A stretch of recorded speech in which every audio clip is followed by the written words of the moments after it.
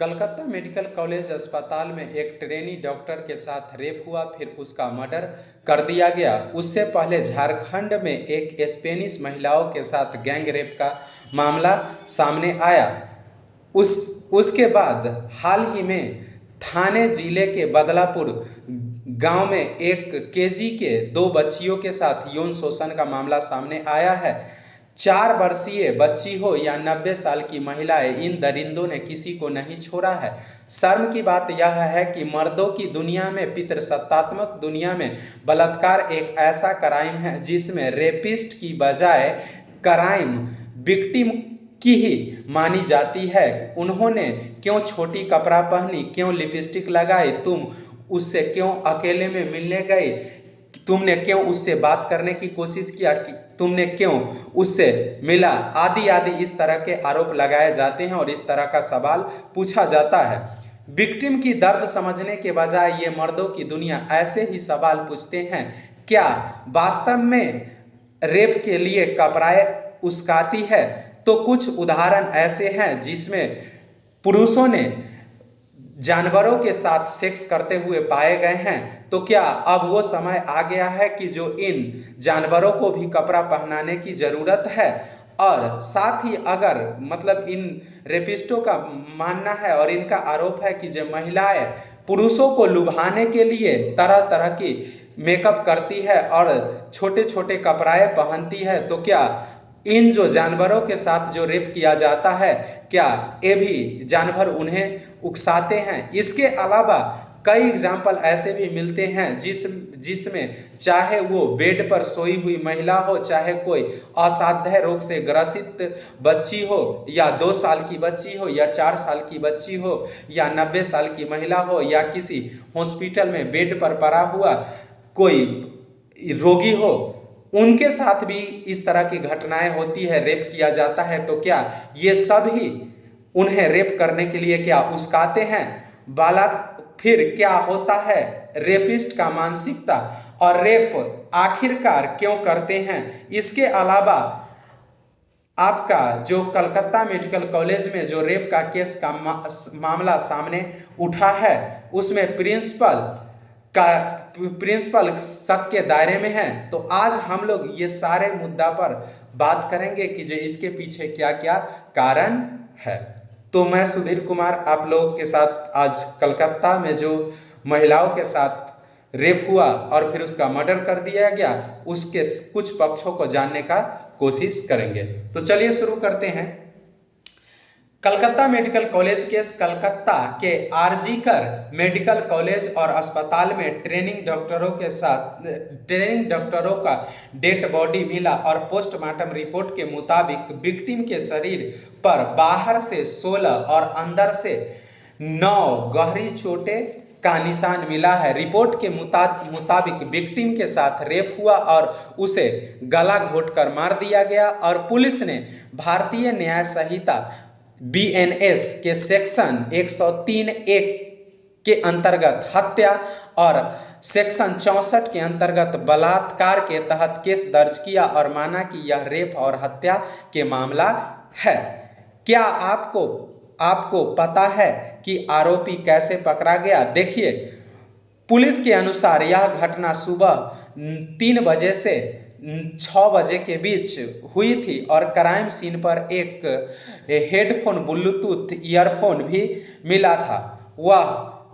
वह संदिग्ध को पूछताछ के लिए बुलाया गया और कई संदिग्धों से पूछताछ करने के बाद फिर उन ब्लूटूथ से इन सारे संदिग्ध को के मोबाइल से कनेक्ट करने का कोशिश किया गया। उसमें से एक जो व्यक्ति था संजय राव, उनके जो मोबाइल थे उनसे वो ब्लूटूथ कनेक्ट हो गया। इसके बाद सीधे वो व्यक्ति क्या हुआ कि जो इस कांड के घेरे में आ गया। अब इससे आगे अगर हम लोग देखेंगे तो कलकत्ता के घटना को लेकर देश के कई मेडिकल कॉलेज में विरोध प्रदर्शन जारी है और कई गंभीर सवाल ऐसे हैं जिनके जवाब अभी तक नहीं मिला है, और यहाँ तक कि कॉलेज के पूर्व प्रिंसिपल भी इस मामले में फंसते नजर आ रहे हैं और उन पर कई बार यह भी आरोप लग चुका है कि जो उन्होंने कई अवैध कारोबारों को भी सपोर्ट करते हैं, जैसे मानव अंगों की तस्करी।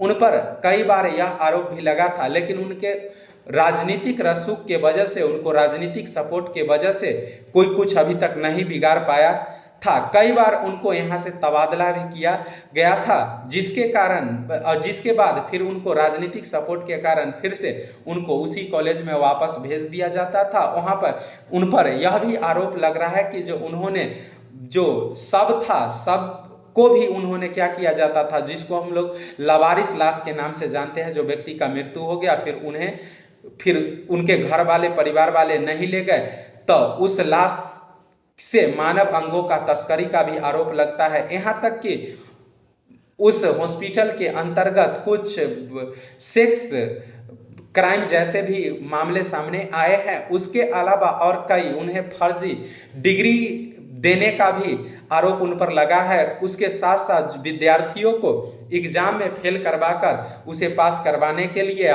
या अधिक मार्क्स के लिए भी उन पर पैसे रिश्वत लेने का आरोप लगा है। फिर उस कॉलेज से रिलेटेड जो भी कार्य होता है उसमें 20% के आसपास जो कोटा उनका होता है उसका भी आरोप सामने आया है।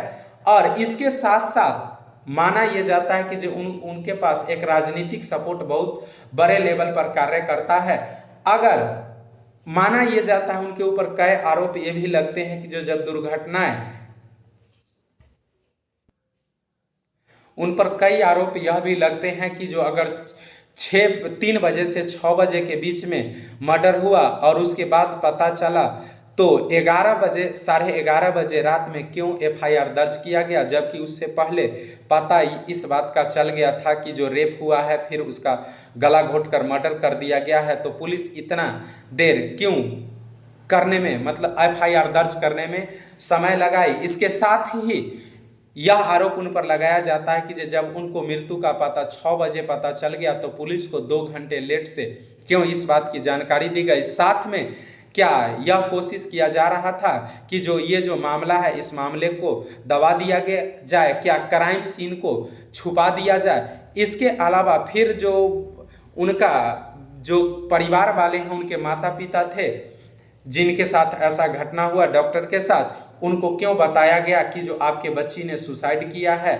उनको क्यों नहीं बताया गया कि जो ये मतलब रेप है या मर्डर है। फिर वो आए तो उनको 3 घंटे तक क्यों नहीं मिलने दिया गया। इस तरह के कई आरोप उन पर लग रहे हैं। अगर CBI को देखें तो CBI भी कई आरोप लगा चुका है और संदीप घोष का पिछले 5 दिनों में लगभग 70 घंटा के आसपास CBI पूछताछ कर चुकी है। लेकिन कई सवाल ऐसे हैं जो बड़े मतलब कि जो उलझा सा नजर आते हैं और संदीप घोष पूर्व प्रिंसिपल जो हैं वो सीधा उसको सीधा जवाब देते हुए नजर नहीं आ रहे हैं और इससे CBI को और चुनौती बढ़ता जा रहा है। और CBI के द्वारा कई आरोप लगाए गए जो FIR 11:45 रात में क्यों दर्ज किया गया, घटना के पता चलने के 2 घंटे बाद पुलिस को क्यों बताया गया, क्राइम सीन को छिपाने का आरोप भी CBI लगा रही है, सुसाइड केस को क्यों बताया गया, माँ बाप को मिलने क्यों नहीं दिया गया, फिर सब को आनन फानन में 11:30 बजे रात में क्यों दफनाया गया। ये आदि जो यह सब प्रश्न जो है सो CBI द्वारा यह सब आरोप CBI द्वारा लगाया जाता है। तो चलते आगे देखने को बचा है कि जो आगे इसमें यह केस किस तरह की मोड़ लेती है। लेकिन कुछ अगर हम लोग आंकड़े की बात करें तो आंकड़े बता रहे हैं कि जो भारत में प्रत्येक दिन 90 से 106 प्रत्येक दिन क्या होते हैं बलात्कार की मामलाएं सामने आती है। और ये बलात्कार माना जाता है कि जो इसमें से 40% बलात्कार जो है सो नाबालिगों के साथ होता है, बच्चियों के साथ होता है। इसके बाद जो आप सुनेंगे और माना जाता है ये जितने अपराध होते हैं इस सारे अपराध में से 95% जो अपराध है या 95% जो रेप किया जाता है सो अपने नज़दीकी रिश्तेदारों के द्वारा किया जाता है। और नज़दीकी रिश्तेदारों में जैसे भाई हो सकते हैं, पिता हो सकते हैं, जीजा हो सकते हैं, साला हो सकते हैं, ममेरा भाई हो सकते हैं, फुफेरा भाई हो सकते हैं, चचेरा भाई हो सकते हैं, आदि आदि इस तरह के संबंध माने जाते हैं। अगर इस पर कुछ डॉक्टरों ने रिसर्च किया है, अगर उनका माने तो एक डॉक्टर मधुमिता पांडे हैं और एक है तारा तारा कौशल। इन दोनों ने कई मतलब कि जो इसी डिपार्टमेंट में क्राइम सेक्टर में ही इन्होंने रिसर्च किया है और पीएचडी किया है।